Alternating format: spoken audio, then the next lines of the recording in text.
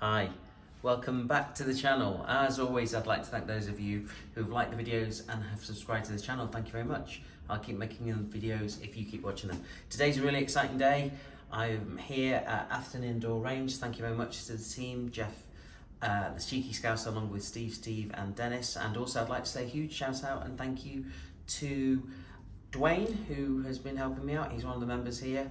It went well today, Dwayne, compared to what happened last time, so thanks a lot. And also a big shout out and thank you very much to Dan and the team at Bracer Bristol. So over here, Steve's filming for me today. We've got the Taipan Slash. This is the part 2 of the video series on this. I mean, when I say series, I'm going to do a few of these because, to be fair, it's going to require more than just this one video to just say this is what this rifle can do, because I've not been long here at the range today to say that in the time I've had to look at testing this with pellets and slugs and also zeroing it in. So the pellets that I've used today are, let me show you very quickly. I started with these, the exact 8.44 grain, 4.52s. And I've got some cards over here, which I saved just very quickly. So over here, that was me zeroing. Then we cleaned the barrel because the barrel is rather long and we didn't know where essentially the barrel would start underneath this shroud, and subsequently it goes all the way down to here. I shot a number of different, well, these actually, I shot these felt cleaners and put them in here, which I'll show you momentarily. And then after doing that, this is what happened with the groups after zeroing. So they got really tight. And this is, to be fair, this was only at 15 yards just to zero the scope. And then I put bear with me a second, where are you? I tried shooting based on a recommendation, Barracuda 8s at 30 yards. And these are the groups that I got. So first group, second group, and then I did a rapid fire group over here. Then I tried the slugs, I tried 2 different types of slugs over here. I've got these, and also, which is holding the chrono in place, the Zans. So these are, I believe, 10 grain slugs, and there you go, 10 grain. And these are quite heavy in terms of 15.8 Wildman slugs. So that's the result with the Zan slugs over here at 30 yards. And the Wildman slugs was slightly more erratic. There's a kind of a larger group here. So, yeah, for me, I don't know. And then after that, I did try the Barracuda FTs upon another recommendation at 30 yards, 9.57. That's one of the groups I got, and there's another group I got. And then I've cleaned the barrel again with some more felt pellets, and I'm going to stick with these Barracuda 8s for the test at 30 yards now. So I basically took this card out, shot that group just now, and also shot one group there and one group over here. So for the test, what I'm going to do is, over here, I'm going to see if I can put one mag through that and one mag through that, and we'll see what we can do with Barracuda 8s. First things first is, I just want to make sure I set, using the old Zan pellet box, the zero here. Steve's putting it out to 30 yards, the target, as you can see over there. Okay, let's load these pellets up now. So with the Barracuda 8s that I've got left, I'll show you some things to be mindful of. First of all, when you're housing these pellets, you really do have to use that seating tool to get the pellets in. And I've got, unfortunately, arthritis in my hands, so I do find it difficult pressing down on this. So ideally it would be great to have some kind of easy tool apart from that to kind of press them down with. So what I've been doing is I've actually been using the bench, and I've also seen from practice from having done this, and also Dwayne was helping me periodically, we noticed that if you are pushing it in your hand, sometimes you can push down one side over the other, and in doing that sometimes you can actually deform some of the skirts of the pellets. So Steve, just for a moment, can you just come over here and have a look at this?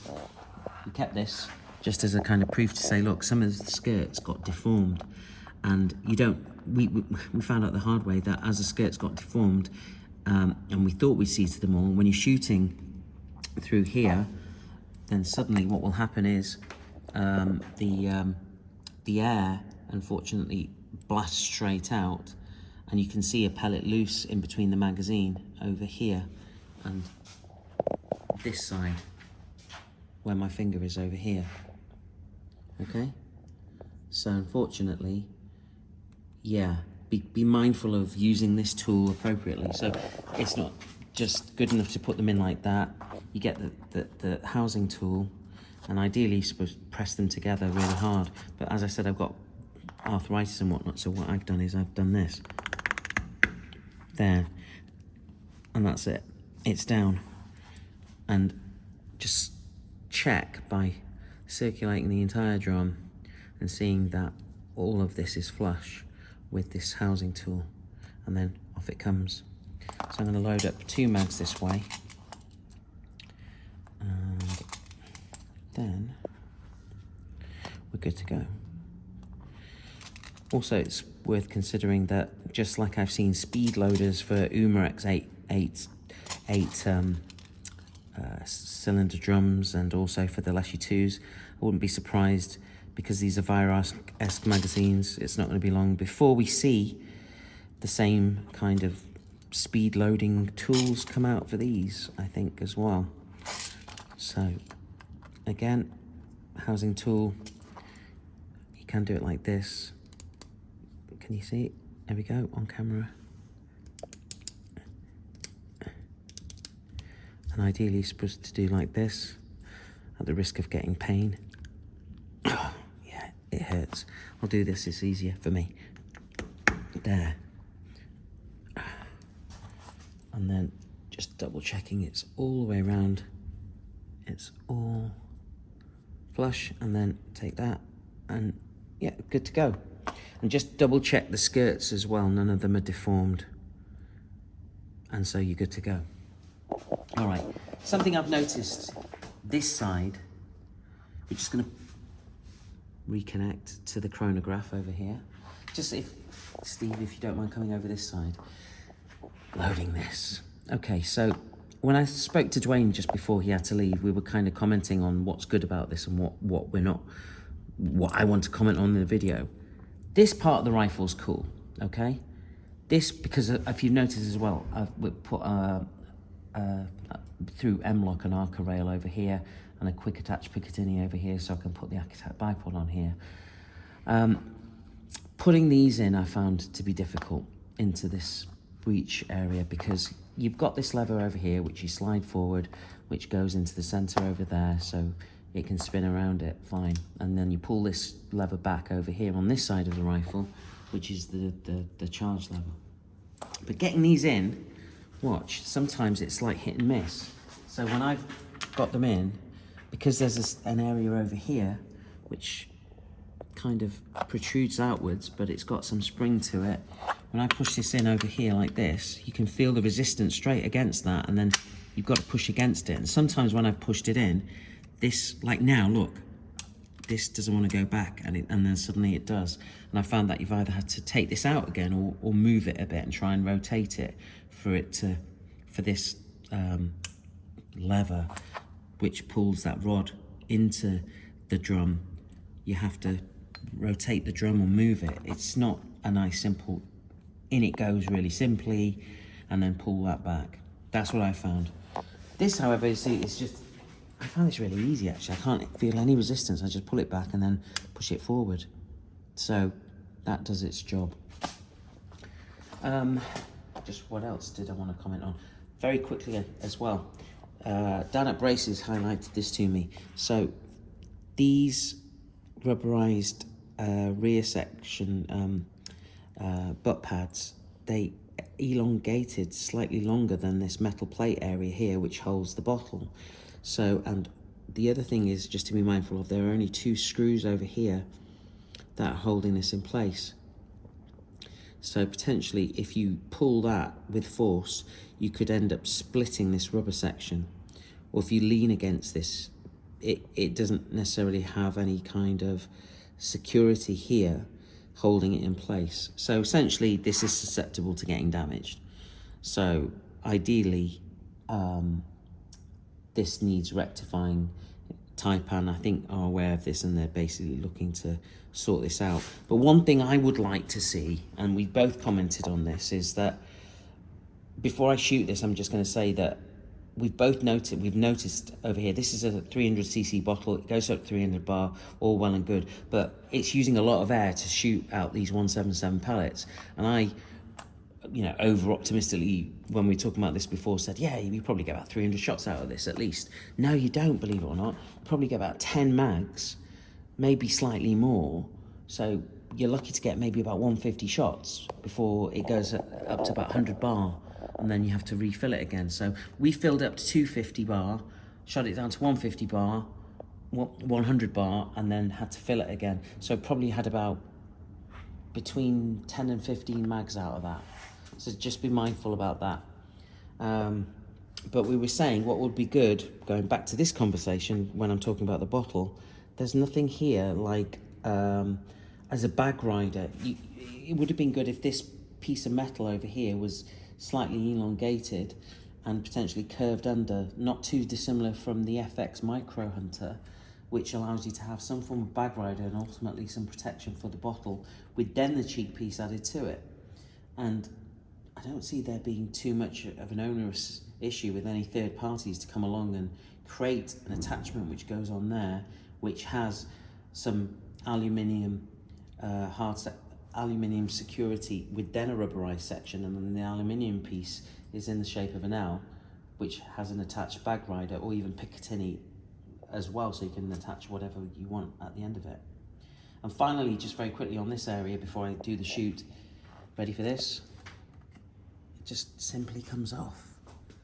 I mentioned this in the part 1, and Dan was saying that this is how they come, because I was under the impression that it's missing a screw, if you can see the screw.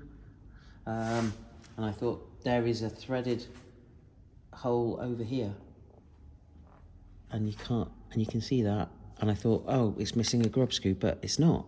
Apparently that's how the rifles come, which is kind of disappointing, because it does kind of cheapen the whole thing, really, for me.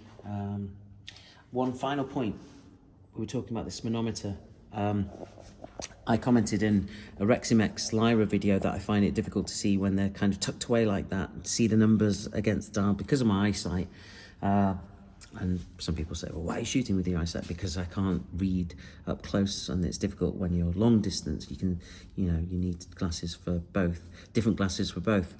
What would be great is if that was ideally suited somewhere on the side of a rifle, or potentially sub 12 air gunners have done this, where they've fitted in a digital gauge like the Leshy 2, or like the Leshy standard, or you could put a bracket on here so it's potentially facing outwards, perpendicular, so you can see at either side, whichever it is, rather than it's on one side.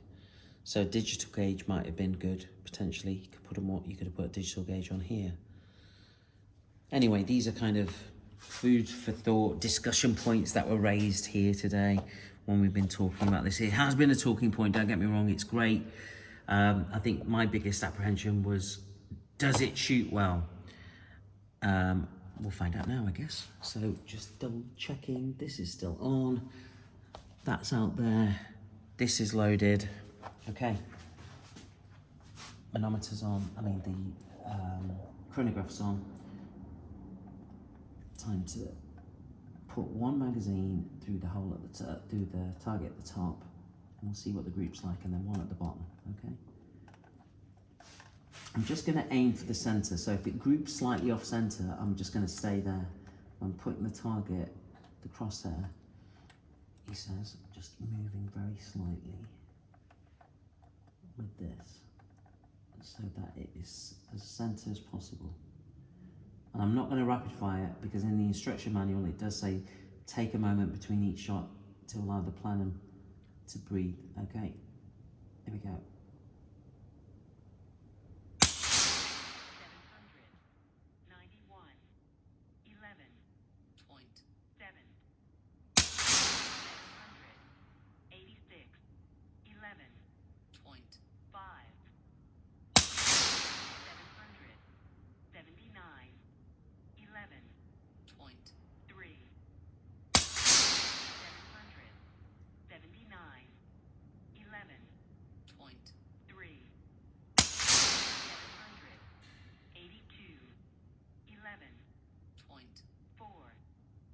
700, these are going through the same hole. 784,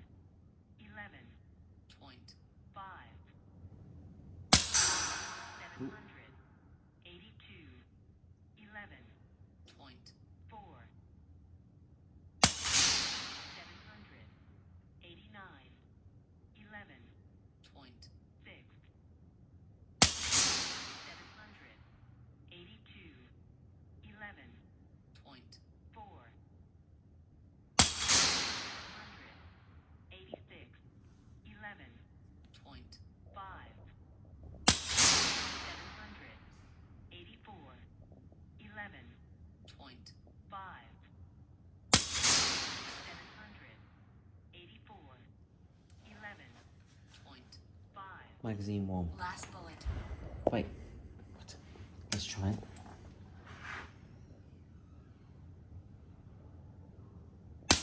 No, you got that wrong. Unless they were telling me that was my last bullet. Anyway, magazine 1 done. So, cocking charge handle back, remove magazine from right with finger, second magazine, insert, push it in, housed, seated, yes, in it goes. Charging handle back, second target, and then here we go. I'm going for the lower target now on this one. Alright, let's go again, here we go.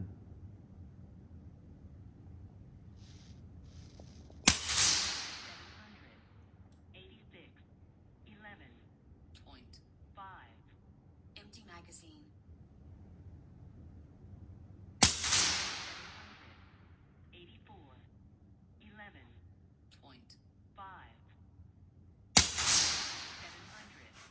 784. 11.5.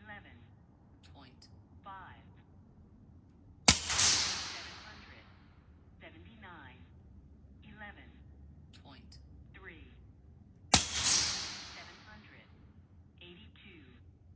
11.4. 770. 11.1.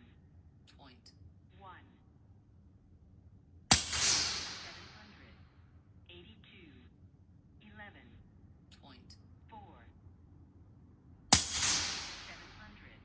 782. 11.4.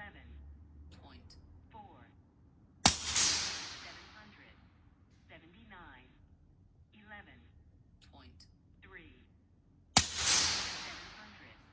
779. 11.3. 784. 11.5.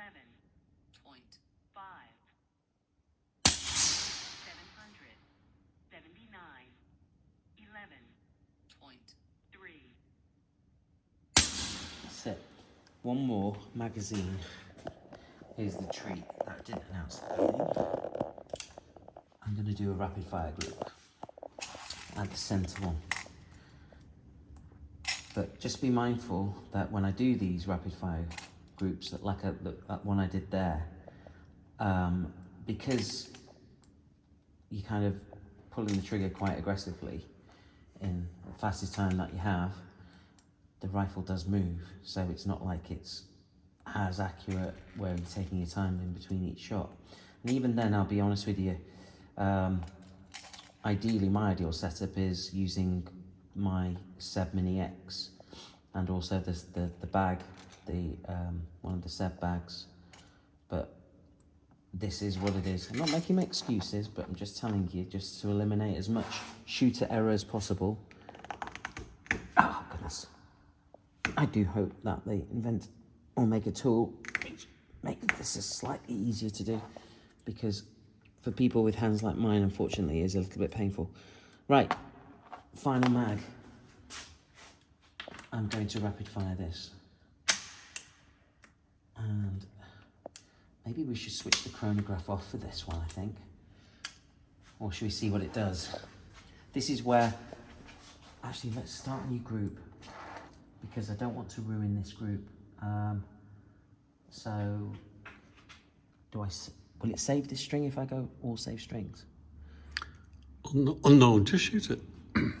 But look, view shots. Just very quickly, let's have a look at the shots. So, this is done pretty well in terms of consistency. Look at the consistency with this. And then, do you know the overall data, how to get to the overall data of this particular string of 24 shots? Nope. There's the table. There we go. Okay. Let's just quickly try. Look at that. Standard deviation 4.1, spread of 21 feet per second. New string. I'm just keen to see if it captures it. Are you ready? Center, target, here we go.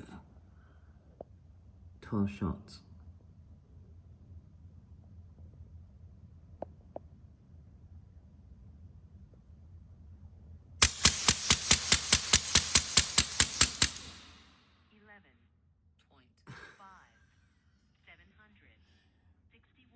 Did he get 10 shots?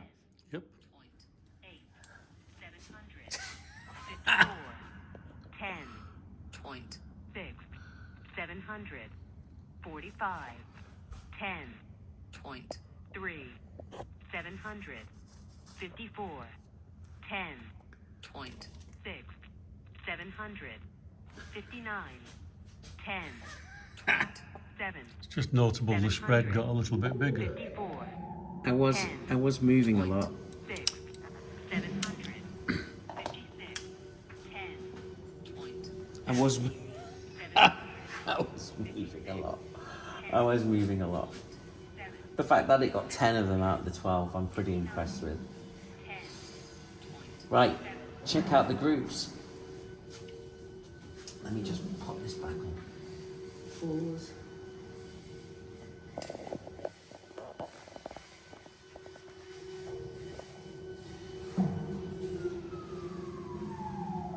Let me talk you through what's been done here as Steve's capturing it, okay? Pulled it off. So that was the first group I did over here. To be fair, that's just ripped off. That's what was there. Second group I did over here, and that's the rapid fire group. So, in fairness, I don't think I have a 5p on me. Just to see, is it 5 pence worthy? I don't know. I don't know, you know. But 1 second. I may do actually. Let's have a look. Have I got 5p? There's one. There's a 1p too. Not bad. Although, is that hole there? Yeah, one of them slightly gone over. And then this one over here. Is it 5p? I don't know, is that hole there? Yeah. That's definitely not 5p. But in terms of 1p, let's have a look. Let's say that's maybe just about 1. And then that one is it? Hang on, I'm just trying to see, is that little hole there a pellet hole there? I don't know about that one actually. And then again, the rapid fire group isn't. But then I was moving for this last section, but not to say that that wasn't awesome to do. So, now that I've shot this, I've been dying to shoot this as well. And I forgot to say at the very beginning that I've mounted a Vector Optic Sentinel X Pro on here. I wanted to have a scope with some decent zoom level on this. What do I think of this gun? So, first of all, just to say, I have already got a Steyr Pro X in 177 and 22, and a Leshy 2 in 177 and 22. Both, obviously, if you're looking to get those brand new, are at least £1,000 over the price of this, the Taipan Slash. And this, in my honest opinion, definitely competes with them in terms of accuracy, because if you've got, bear in mind that I've had maybe about 4 hours here today just getting everything set up and trialing things out with the pellets that I've had, and also with the slugs and whatnot. I would say that is hardly any time at all. I've only tried 3 different types of pellets, and there's a slew of other pellets I'd like to try with this to see how accurate it can get. This isn't my ideal setup either in terms of using, I forget the name of that, Steve. Labjack, thank you, Steve. Labjack, the bipod I am, but it's just what I would like to see is if Taipan can look at developing some rear section over here, not too dissimilar from what FX have done, for example, with what they've done with their Micro Hunter, to add something like a bag rider to protect this bottle.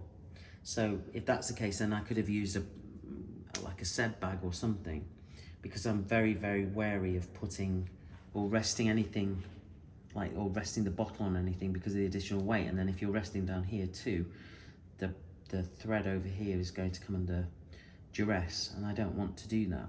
And this isn't my ideal resting setup. Neither is just using a bipod and then holding it palm. I do like to rest something here because I mentioned I've got issues over here. It's going to be interesting to see how Taipan deal with this cheek piece solution over here. There's potentially an option where they could kill 2 birds with 1 stone if they really wanted to, but then I can see the elegant flush area over here if they decide to maybe incorporate it into a 1-piece section, you know, aluminium housing, which then has a bag rider section. That would be great.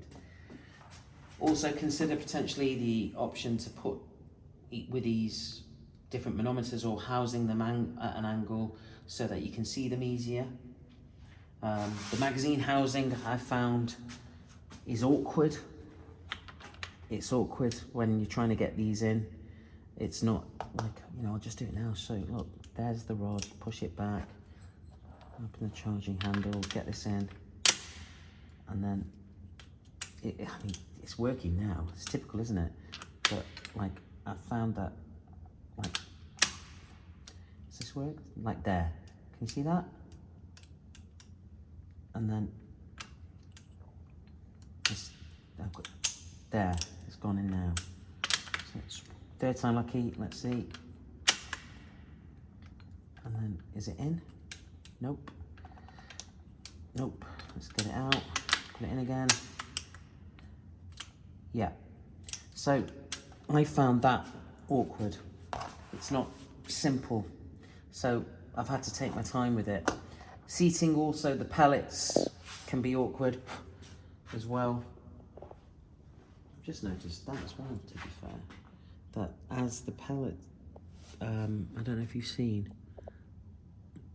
Okay, so upon further inspection of the magazines, you can see marring marks on these indented grooves of the magazine, and the reason for this is because in this area over here in the breech, there is on this I suppose stopping plate, there is a small ball bearing that when you put the magazine Spring-loaded in, it's as well. spring-loaded as well. Which what I'll do is I'll take some pictures, or Steve will take some pictures and post them into the video. But once you push this in, which you have to use some force in, as you're shooting, the plate over here with the spring-loaded ball bearing stays in place as the magazine rotates quite rapidly. So it's already left marrings in into these grooves. So imagine what this is going to look like in, say, 1,000 round, 1,000 times after it's been used or whatever. I mean, I don't know what it's going to look like. I mean, just very quickly, if you look at this now, I'll just blank fire it and you'll see how quickly it moves. You can't even see it. It just, well, you can, but it blink and you miss it. So it's moving quite rapidly. So something to be mindful of in terms of these marks and that, and again, something that Taipan should consider as they do further iterations. The trigger's really nice, to be fair. I didn't comment on the trigger throughout the whole video, and yeah, I found it to be, perfectly adequate for shooting semi-automatic. I do like this. I was explaining to Dwayne about the two different models, and then I specifically opted for this one because I think it looks better having this M-lock rail over the shroud covering the 550mm barrel. We did have an issue putting this M-lock rail that I purchased, in fairness, so we've had to kind of extend it outwards to make sure that it fits into the particular cutted or milled in sections into the rail. This I'm unaware still if it's got any kind of MOA on it, but haven't needed it, to be fair. But I feel like I'm talking a lot and just saying what are my overall thoughts. I think, look, I really like it. If it wasn't accurate, I think I'd be very, very disappointed right now. But I think the fact that it's accurate, because I know that from my perspective, I've only just got it and I need to do more pellet testing on it. And for it to do that, 30, and also, as I mentioned, when I first got it, I think 1, 2, 3, 4, 5, 6, there, I think that was like a 5 or 6 shot group. So I was like, wow, okay, this is cool. But that was only at 15 yards, and then I thought, right, we'll move over to the, what's it called? The H&N Barracudas, and the Barracudas were great. So I might go back to these and try 4.51s instead. And also the shorts. Pellet testing is what it needs, pellet testing. Slugs as well, to be fair, but I did want to try the knockouts. I haven't got a hold of those yet, but we can clearly see that from here, it's not particularly great with slugs. Or these slugs anyway, the Zans and also the Wildman slugs. Yeah. But to be fair, that's fine. It suits me. Knowing what I know now, would I still buy one? And my answer is, I don't know, to be fair.